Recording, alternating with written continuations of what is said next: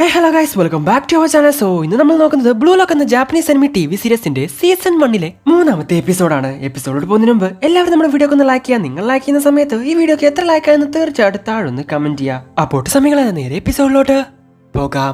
Episode തുടക്കത്തിൽ അവരെല്ലാവരും wrong paper scissor കളിക്കുന്നതാണ് കാണുന്നത്. സോ അതിൽ ഇസഗിയാണ് വിജയിക്കുന്നത്. ശരി, അവനിൽ നിന്ന് തന്നെ തുടങ്ങാം എന്ന് കോവാൻ പറയുന്നു.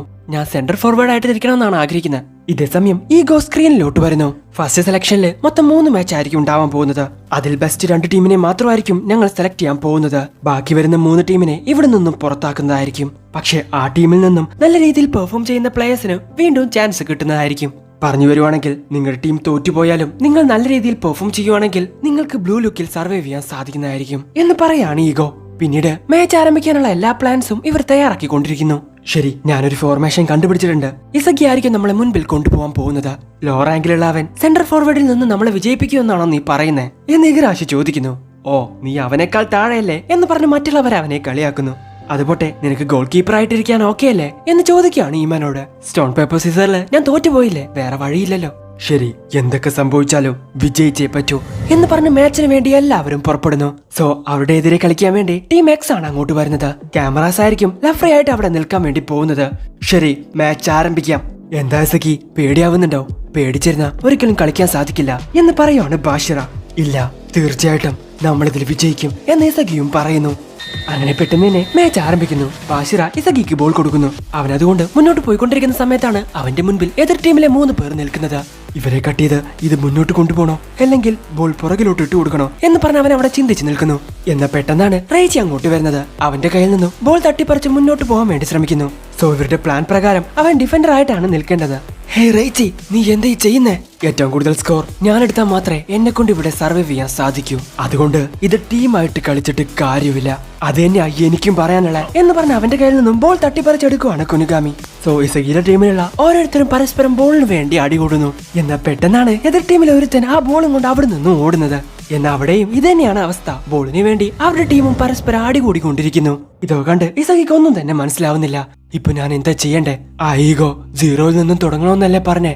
എന്താ അതിന്റെ അർത്ഥം? ഞാനും ഇപ്പോ അവരുടെ കൂടെ ചേർന്ന് അടികൂടണമെന്നാണോ? പക്ഷെ അങ്ങനെ ചെയ്യുന്ന സമയത്ത് എങ്ങനെയാ വിജയിക്കുന്നേ എന്നൊക്കെ പറഞ്ഞ് അവൻ ചിന്തിച്ചു നിൽക്കുന്ന സമയത്താണ് എതിർ ടീമിലെ ഒരുത്തൻ ഒരു മോൺസ്റ്ററിനെ പോലെ ഇവന്റെ അടുത്തോട്ട് വരുന്നത്. വെറുതെ എന്റെ വഴിയിൽ തടസ്സം നിൽക്കരുത്, കൊന്നു കളയും ഞാൻ. അവന്റെ പേരാണ് ബാറോ. ഹീൽ ഫ്ലിക്ക് ഉപയോഗിച്ച് പെട്ടെന്ന് തന്നെ അവനെ ക്രോസ് ചെയ്ത് പോകുന്നു. ഇത് സഖി ഒരിക്കലും പ്രതീക്ഷിച്ചില്ല. ഹേ ഗൈസ്, അവനെ സ്റ്റോപ്പ് ചെയ്യ് എന്നാ അവരെയും ക്രോസ് ചെയ്ത് വളരെ സിമ്പിൾ ആയിട്ട് തന്നെ അവൻ അത് ഗോൾ അടിക്കുന്നു.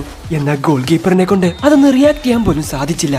എന്നെ സംബന്ധിച്ച് ബോൾ എന്റെ ഒരു ഫ്രണ്ടാണ്, അല്ലെങ്കിൽ എനിക്ക് തിളങ്ങാൻ സാധിക്കുന്ന ഗോളാകൃതിയിലുള്ള ഒരു സേവകൻ. ഫുട്ബോൾ കളിക്കുന്ന ഗ്രൗണ്ടിൽ ഞാനായിരിക്കും എപ്പോഴും കിങ്, അതോർത്തു വെച്ചോ എന്നവൻ പറയുന്നു. സോ അവന്റെ സ്കില്ലും മൂവ്മെന്റ്സും എല്ലാം കണ്ട് ഇസഗി അതിശയപ്പെടുന്നു. ഇനി അവനെ എങ്ങനെ തോൽപ്പിക്കും? ഡേ, ആ ബോൾ നിന്റെ വീട്ടിലോട്ട് വിരുന്നു വരുവാണെന്ന് നീ വിചാരിച്ചോ? നീ എന്താ അതൊന്ന് തടുക്കാഞ്ഞേ? ഡേ, നീ എന്തുവേ പറയുന്നേ? ഞാനൊരു ഫോർവേഡർ അല്ലേ, ഒരു ഗോൾ കീപ്പർ ആയിട്ട് ഞാൻ ആദ്യമായിട്ടാ. ഹേയ്, നിങ്ങൾ അടികൂടല്ലേ എന്ന് പറഞ്ഞുകൊണ്ട് കുവാൻ അങ്ങോട്ട് വരുന്നു. ഹേയ് ഇസഗി, നീ ഒറ്റയ്ക്ക് ഗോൾ അടിച്ച് സ്കോർ കൂടുതലാക്കാൻ വേണ്ടി നോക്കുവാണോ? അതൊരിക്കലും നടക്കില്ല. ഞാനായിരിക്കും ഗോൾ അടിക്കാൻ പോകുന്നത് എന്ന് പറയുവാണ് റേച്ചി. സോ ഇതന്നെയാണ് എല്ലാവരും പറയുന്നത്. Hey team C, match resume ചെയ്. ഇത് കേട്ട് ഇസഗി ആ മോൺസ്റ്ററെ എങ്ങനെയെങ്കിലും തോൽപ്പിച്ചേ പറ്റൂ. ബാജ്ര, ഇപ്രാവശ്യം നമുക്ക് പാസ് ചെയ്ത് കളിച്ചാലോ? ഇത് കേട്ട് ബാജ്രയും ഓക്കെ പറയുന്നു. സോ ഇസഗി അവന്റെ അടുത്തോട്ട് ബോൾ ഇട്ടുകൊടുത്തതും പെട്ടെന്ന് ഇഗ്രാഷി അങ്ങോട്ട് വന്ന് ആ ബോൾ തട്ടിപ്പറിച്ചു കൊണ്ടുപോകുന്നു. ഈഗോ പറഞ്ഞത് എനിക്ക് ഇപ്പോഴാ ഓർമ്മ വന്നത്. ഏറ്റവും കൂടുതൽ സ്കോർ ഞാൻ എടുത്താൽ മാത്രമേ എന്നെ കൊണ്ടൊരു ബെസ്റ്റ് സ്ട്രൈക്കർ ആയിട്ട് മാറാൻ സാധിക്കൂ എന്ന് പറഞ്ഞ് ഗോൾ പോസ്റ്റിനെ ലക്ഷ്യമാക്കി അവൻ ഓടുന്നു. സോ അവനിപ്പോ മലമറിക്കൂ എന്ന് പറഞ്ഞ് നോക്കി നിൽക്കുന്ന സമയത്ത് എതിർ ടീമിലെ ആളുകൾ സിമ്പിൾ ആയിട്ട് അവന്റെ കയ്യിൽ നിന്നും ബോൾ എടുത്തു കൊണ്ടുപോകുന്നു. ഇതോ കണ്ട് റേച്ചി വീണ്ടും അവരുടെ അടുത്തോട്ട് എന്നെ പോവാണ്. ഹേ ഗൈസ്, ഫോർമേഷൻ ബ്രേക്ക് ചെയ്യരുത് എന്ന് പറയുവാണ് കോവാൻ. എന്നാൽ ഇതേ സമയം എതിർ ടീമിലെ ആളുകൾ ബാറോയുടെ അടുത്തോട്ട് പാസ് കൊടുക്കുന്നു. ബാറോ ബോളും കൊണ്ട് പോസ്റ്റിനെ ലക്ഷ്യമാക്കി പോകുന്ന സമയത്ത് ഞാൻ ലെഫ്റ്റ് സൈഡ് നോക്കിക്കോളാം, നീ റൈറ്റ് സൈഡ് നോക്ക എന്ന് പറഞ്ഞ് അവർ ടീമായിട്ട് കോർഡിനേറ്റ് ചെയ്യുന്നു. ഇതോ കണ്ട ഇസഗി അവരിപ്പോ ടീമായിട്ട് വർക്ക് ചെയ്യാൻ തുടങ്ങിയിരിക്കുന്നു. പക്ഷേ എന്റെ ടീമിന് ഇപ്പോഴും ഒരു കോർഡിനേഷൻ ഇല്ല. സോ ബാറോയുടെ കയ്യിൽ നിന്നും ബോൾ എടുക്കാൻ വേണ്ടി എല്ലാവരും അവന്റെ അടുത്തോട്ട് വരുന്നു. എല്ലാവരെയും മറികടന്ന് അവൻ മുന്നോട്ട് തന്നെ പോകുമെന്ന് വിചാരിച്ച ടീം സിക്ക് തെറ്റി. പെട്ടെന്നാണ് ബാറോ പുറകിലോട്ട് ബോൾ പാസ് ചെയ്യുന്നത്. സോ എല്ലാവരും ഇവനെ ഫോക്കസ് ചെയ്ത് വന്നതുകൊണ്ട് തന്നെ ഡിഫെൻഡ് ചെയ്യാൻ ആരുമില്ല. ഇത് മനസ്സിലാക്കിയ ഇസഗി എന്തെങ്കിലും ചെയ്യാൻ നിൽക്കുന്ന സമയത്ത് തന്നെ അവർ ഗോൾ അടിക്കുന്നു. എന്നാൽ ഇത്രയൊക്കെ സംഭവിച്ചിട്ടും ഇസഗിയുടെ ടീം പരസ്പരം അടികൂടി കൊണ്ടിരിക്കുകയാണ്. എന്നാൽ ബാറോ ഫസ്റ്റ് ഗോൾ അടിച്ചത് കൊണ്ട് തന്നെ ഇപ്പൊ അവന്റെ ടീം പരസ്പരം കോർഡിനേറ്റ് ചെയ്ത് കളിക്കുന്നു. സീറോയിൽ നിന്ന് സ്റ്റാർട്ട് ചെയ്യ് എന്ന് ഈഗോ പറഞ്ഞത് ഇപ്പോഴാണ് ഇസഗിക്ക് മനസ്സിലാവുന്നത്. സോ തുടക്കത്തിൽ രണ്ട് ടീമിന് ഒത്തൊരുമ ഉണ്ടായിരുന്നില്ല. എന്ന ബാറോ ഫസ്റ്റ് ഗോൾ അടിച്ചതുകൊണ്ട് അവന്റെ ടീം ഫ്യൂച്ചർ ഗോളിന് വേണ്ടി ഒന്നായിട്ട് കളിക്കുന്നു. ഇതാണ് ഈഗോ പറഞ്ഞ സീറോയിൽ നിന്നും സ്റ്റാർട്ട് ചെയ്യുന്നത്. ഇനി എന്റെ ടീമിന്റെ സീറോ എങ്ങനെയാ ഞാൻ മാറ്റുന്നത്, എങ്ങനെയാ ഒരു കോർഡിനേഷൻ കൊണ്ടുവരുന്നത് എന്നൊക്കെ പറഞ്ഞ് ഇസഗി ചിന്തിച്ചു നിൽക്കുന്ന സമയത്ത് തന്നെ ഓപ്പോസിറ്റ് ടീം 5 ഗോൾ അടിക്കുന്നു. ഇനി വെറും 3 മിനിറ്റ് മാത്രമേ സമയം ബാക്കിയുള്ളൂ. ഹേ ഇസഗി, നമുക്ക് ടീമായിട്ട് കളിച്ചാലോ? അറ്റ്ലീസ്റ്റ് ഒരു ഗോളെങ്കിലും നമുക്ക് അടിക്കണം എന്ന് പറയാണ് ബാച്ചറ. സോ 3 മിനിറ്റ് കൊണ്ട് 6 ഗോൾ അടിച്ച് അവർക്ക് ഈ മാച്ചിൽ വിജയിക്കാൻ വേണ്ടി സാധിക്കില്ല. ഞാൻ ലോങ് ഷോട്ട് നോക്കിക്കോളാം, നീ ഗോൾ പോസ്റ്റിന് നേരെ ഓട്. ഓക്കെ എന്ന് ഇസഗിയും പറയുന്നു. സോ മാച്ച് ആരംഭിക്കുന്നു. പെട്ടെന്ന് തന്നെ ഇസഗി എതിർ ടീമിന്റെ ഗോൾ പോസ്റ്റിനെ ലക്ഷ്യമാക്കി ഓടിക്കൊണ്ടിരിക്കുന്നു. ഇവൻ എന്തേ ചെയ്യുന്നേ എന്ന് പറഞ്ഞ് മറ്റുള്ളവർ നോക്കുന്നു. എങ്ങനെയെങ്കിലും ഒരു ഗോൾ അടിക്കണം, എന്നാൽ മാത്രമേ എന്റെ ടീമിന് ഒരു സ്ട്രക്ചർ ക്രിയേറ്റ് ചെയ്യാൻ എന്നെ കൊണ്ട് സാധിക്കൂ എന്ന് ഇസഗി ചിന്തിക്കുന്ന സമയത്താണ് ബാഷർ അവന് നേരെ ബോൾ ഇട്ട് കൊടുക്കുന്നത്. ഗോൾ കീപ്പർ മാത്രമേ ഉള്ളൂ, ഇത് 1-on-1 എന്നെ കൊണ്ട് തീർച്ചയായിട്ടും സ്കോർ ചെയ്യാൻ പറ്റും എന്ന് പറഞ്ഞ് ഗോൾ അടിക്കാൻ വേണ്ടി അവൻ പോകുന്ന സമയത്താണ് ഹേയ് നമ്പർ 11, ഞാൻ ആദ്യം തന്നെ പറഞ്ഞു ഇവിടെ ഞാനാണ് കിങ്, പറ്റുമെങ്കിൽ എന്നെ ക്രോസ് ചെയ്ത് പോടാ. സോ ഭാരമായിരുന്നു അതാ. ഇവനെ എങ്ങനെ ഞാൻ പാസ് ചെയ്ത് പോവും? എന്നെ കൊണ്ട് അതിന് പറ്റുമോ? ഇല്ല, ഒരു ബെസ്റ്റ് സ്ട്രൈക്കറായിട്ട് ഞാൻ മാറണമെങ്കിൽ ഇവനെയും ക്രോസ് ചെയ്ത് ഞാൻ ഗോൾ അടിച്ചേ പറ്റൂ. ഇതേ സമയം രണ്ട് സൈഡിൽ നിന്നും റൈച്ചിയും കുനുഗാമിയും വരുന്നു. ഹേ ഇസഗി, പെട്ടെന്ന് എന്നെ പാസ് ചെയ്യ് എന്ന് രണ്ടുപേരും പറയുവാണ്. എന്താ, ഞാൻ പാസ് ചെയ്യണമെന്നോ? ഇല്ല, ഒരു സ്ട്രൈക്കറായിട്ട് ഞാനും വേണം ഗോൾ അടിക്കാൻ എന്ന് പറഞ്ഞവ ചിന്തിക്കുന്ന സമയത്താണ് ആ ഗ്രൗണ്ടിൽ ആരൊക്കെ എവിടേക്കാണ് നിൽക്കുന്നതെന്നുള്ള ഒരു വിഷൻ അവന്റെ ഉള്ളിലോട്ട് വരുന്നത്. പെട്ടെന്ന് തന്നെ അവന്റെ കാൽ അവൻ പോലും പ്രതീക്ഷിക്കാതെ റിയാക്ട് ചെയ്യുന്നു. ബോൾ കുനുഗാമിക്ക് നേരെ പാസ് ചെയ്യുന്നു. അതെന്തായാലും നല്ല തീരുമാനമായിരുന്നു ഇസഗി എന്ന് പറഞ്ഞ കുനുഗാമി അത്രയും വലിയ ഡിസ്റ്റൻസിൽ നിന്നും ഗോൾ അടിക്കുന്നു. സോ ടീം സി ഒരു ഗോൾ അടിച്ചിരിക്കുന്നു. എന്നാൽ അതേസമയം മാച്ച് ടൈം അവസാനിക്കുന്നു. ഇതേ സമയം തന്നെ ഇസഗിയുടെ അടുത്തോട്ട് വരുവാണ് റൈച്ചി. ഞാനിവിടെ ഫ്രീ ആയിരുന്നു, അവനാണെങ്കിൽ ഓപ്പോസിറ്റ് ടീമിലെ ഒരുത്തനെ ഡിഫെൻഡ് ചെയ്തുകൊണ്ടിരിക്കുന്നു. എന്നിട്ട് എന്തുകൊണ്ടാ എനിക്ക് പാസ് തരായിരുന്നേ എന്ന് ചോദിച്ച് ചൂടാവുന്നു. ആക്ച്വലി ഞാൻ തന്നെ ഗോൾ അടിക്കണമെന്നാ വിചാരിച്ചേ, പക്ഷെ അറിയാതെ അവന് പാസ് കൊടുത്തു. ഹേ അതിനെന്താ, നമ്മളിപ്പോ ഒരു ഗോൾ അടിച്ചില്ലേ, പിന്നെന്താ പ്രശ്നം എന്ന് ചോദിക്കുകയാണ് കോവാൻ. ഡേയ്, ഇവിടെ ഒരു ടീമിൽ നിന്ന് ഒരാൾ ഗോൾ അടിക്കുന്നുണ്ടെങ്കിൽ അത് ഞാനായിരിക്കണം. ഞാൻ ഗോൾ അടിച്ചാൽ മാത്രമേ അടുത്ത ലെവലിലോട്ട് എനിക്ക് പോവാൻ സാധിക്കൂ. എനിക്കിപ്പോ ഒരു കാര്യം മനസ്സിലായി, നിനക്കൊരു കഴിവുമില്ല. ഗോൾ പോസ്റ്റിന്റെ മുൻപിൽ വന്ന് നീ നെർവസ് ആയിട്ടുണ്ടെങ്കിൽ തീർച്ചയായിട്ടും നിന്നെ കൊണ്ടൊരു ബെസ്റ്റ് സ്ട്രൈക്കറായിട്ട് മാറാൻ സാധിക്കില്ല എന്ന് വന്ന് പറയുവാണ് ബാറ. ടീം എക്സും സെയും തമ്മിലുള്ള മത്സരത്തിൽ ടീം എക്സ് വിജയിച്ചിരിക്കുന്നു എന്ന് പറഞ്ഞ് സ്പീക്കറിലൂടെ അനൗൺസ് ചെയ്യുന്നു. ഞാൻ എന്തേ ചെയ്തോണ്ടിരിക്കുന്നേ? 0 ആയിരുന്ന സ്കോറിനെ 1 ആക്കി മാറ്റിയത് ഞാനല്ല. ഒരു സ്ട്രൈക്കറായിട്ട് ഞാനൊരു ഫെയിലിയർ ആണോ എന്ന് ചിന്തിച്ചു നിൽക്കുവാണ് ഇസഗി. അടുത്ത മാച്ചിൽ ഇസഗിക്ക് പകരം ഞാനാണ് സ്ട്രൈക്കർ ആയിട്ടിരിക്കാൻ പോകുന്നത്. എന്നാൽ മാത്രമേ എന്നെ കൊണ്ട് കൂടുതൽ സ്കോർ അച്ചീവ് ചെയ്യാൻ സാധിക്കൂ എന്ന് പറയാണ് റിയച്ചി. നിനക്ക് ഒരു കഴിവില്ലെന്ന് എനിക്ക് മനസ്സിലായി എന്ന് ബാറ പറഞ്ഞത് വീണ്ടും ആലോചിക്കുകയാണ് ഇസഗി. ഞാൻ ഇതുവരെ ഒരു തുള്ളി പോലും മാറിയിട്ടില്ല. ബ്ലൂ ലോക്കിൽ സർവൈവ് ചെയ്യണമെങ്കിൽ തീർച്ചയായിട്ടും ഞാൻ മാറിയേ പറ്റൂ. ഹേയ് ഗായ്സ്, നിങ്ങളിങ്ങനെ അടികൂടല്ലേ? ഈഗോ പറഞ്ഞത് ഒന്നുകൂടി ഒന്ന് ആലോചിച്ച് നോക്കാം. 5 ടീം തമ്മിലുള്ള മത്സരത്തിൽ അറ്റ്ലീസ്റ്റ് ടോപ്പ് 2-ലെങ്കിലും നമ്മൾ എത്തിയിരിക്കണം.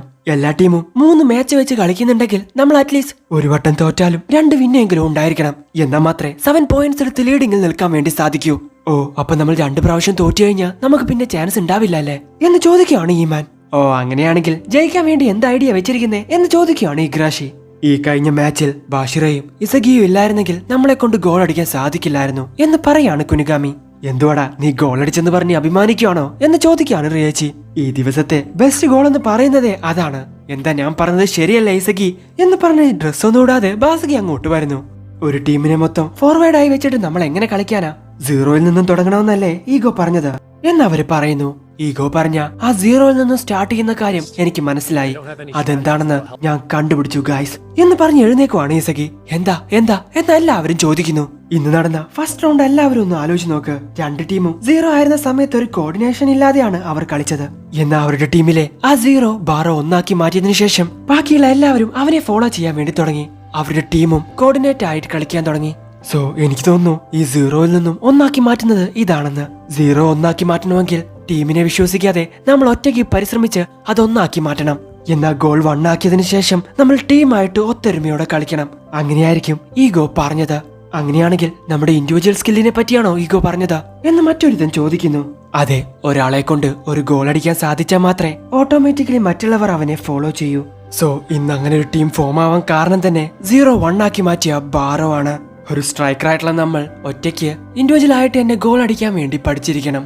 അതാണ് ഇൻഡയറക്റ്റ് ആയിട്ട് ഈഗോ പറഞ്ഞത്. Hello diamonds in the rough. നിങ്ങളിപ്പോ കറക്റ്റ് ആയിട്ടുള്ള വഴിയിലൂടെയാണ് പോയിക്കൊണ്ടിരിക്കുന്നത്. ബിൽഡിംഗ് 5-ൽ നടന്ന സെക്കൻഡ് മാച്ചിൽ ടീം വി 8-0 ടീം വൈനെ തോൽപ്പിച്ചിരിക്കുന്നു. എന്ത് 8-0? ഇത്രയധികം ഡിഫറൻസോ എന്ന് പറഞ്ഞ ഷോക്ക് ആവാണ് ഈ ഗ്രാഷി. 0 എന്ന് പറയുന്നത് എന്താണെന്ന് നിങ്ങൾ കണ്ടുപിടിച്ചു കഴിഞ്ഞു. പക്ഷെ അതെങ്ങനെ ഒന്നാക്കി മാറ്റണമെന്ന് നിങ്ങൾക്കറിയില്ല. ഉദാഹരണമായിട്ട് ജപ്പാന്റെ സ്പോർട്സ് തന്നെ നിങ്ങൾ എടുത്തു നോക്ക്. ജപ്പാനിൽ വളരെ പോപ്പുലർ ആയിട്ടുള്ള സ്പോർട്സ് എന്ന് പറയുന്നത് ബേസ്ബോൾ ആണ്. റിപ്പീറ്റ് ആയിട്ടുള്ള ഒരു ടൈമിൽ ഡിഫൻസും ഓഫൻസും അതിൽ ചെയ്യേണ്ടി വരും. എന്നാൽ പ്ലേയേഴ്സ് തമ്മിൽ ഫിസിക്കൽ കോണ്ടാക്ട് ഒന്നും ഉണ്ടാവില്ല. എന്നാൽ ഫുട്ബോൾ അതുപോലെയല്ല. സിറ്റുവേഷൻ അനുസരിച്ച് ഡിഫൻസ് ആൻഡ് ഓഫൻസും ഒരേപോലെ കാൽക്കുലേറ്റ് ചെയ്യണം. പോരാത്തതിന് പ്ലേയേഴ്സ് തമ്മിൽ ഫിസിക്കൽ കോണ്ടാക്റ്റും ഉണ്ടാകും. സോ ഇതുപോലെയുള്ള ഒരു ഗെയിമിന് നിങ്ങളുടെ ഇൻഡിവിജ്വൽ സ്കിൽ വളരെയധികം ഇമ്പോർട്ടന്റ് ആണ്. ജപ്പാന്റെ മിഡ്ഫീൽഡറും ഫുൾ ബാക്സും ഓക്കെയാണ്. കാരണം എന്താണെന്നറിയോ? കാരണം അവർ പട്ടികളെ പോലെയാണ് വർക്ക് ചെയ്യുന്നത്. ബോൾ പിടിക്കുന്നതും തടുക്കുന്നതുമാണ് അവരുടെ ജോലി. എന്നാൽ അവര് കാരണം ഒരു റെവല്യൂഷനും ഇവിടെ ഉണ്ടാവാൻ പോകുന്നില്ല. സോ ഒരു സ്ട്രൈക്കറിനെ കൊണ്ട് മാത്രമേ ഒരു റെവല്യൂഷൻ ക്രിയേറ്റ് ചെയ്യാൻ സാധിക്കൂ. New idea, new skill, new knowledge, ഇവരെ കൊണ്ട് മാത്രമേ ഒരു കാര്യം മാറ്റിയെടുക്കാൻ സാധിക്കൂ. സോ സ്ട്രൈക്കേഴ്സ് അവരുടെ വെപ്പൺ എന്താണെന്ന് ചൂസ് ചെയ്തേ പറ്റൂ. അവരുടെ വെപ്പൺസ് നല്ലപോലെ യൂസ് ചെയ്താൽ മാത്രമേ ഓപ്പോണൻസിനെ കറക്റ്റ് ആയിട്ട് തോൽപ്പിക്കാൻ സാധിക്കൂ. ആ വെപ്പൺ എന്താണെന്ന് റിയലൈസ് ചെയ്യുന്നത് വരെ ജയിക്കുന്നത് ഒരുപാടധികം കഷ്ടമാണ് എന്ന് പറയുവാണ് ഈഗോ. ഒരു വെപ്പൺ, അതാണ് എനിക്ക് ആവശ്യം എന്ന് ചിന്തിക്കുവാണ് ഇസഗി. സോ അവിടെ വെച്ച് ഈ എപ്പിസോഡ് അവസാനിക്കുന്നു. സോ ഇവരിവിടെ വെപ്പൺ എന്ന് പറയുന്നത് തോക്കും ബോംബൊന്നുമല്ല, അവരുടെ സ്കില്ലിനെയാണ്. സത്യത്തിൽ ഇനിയായിരിക്കും സ്റ്റോറി കുറച്ചുകൂടി ഇൻട്രസ്റ്റിംഗ് ആയിട്ട് പോകാൻ വേണ്ടി പോകുന്നത്. എന്തായാലും നിങ്ങൾക്ക് ഇവിടെ ഇഷ്ടപ്പെടുന്ന ലൈക്ക് ചെയ്യുക, ഷെയർ ചെയ്യുക, സബ്സ്ക്രൈബ് ചെയ്യുക. അടുത്ത എപ്പിസോഡ് അടുത്ത സമയം അതുവരേക്കും ബൈ.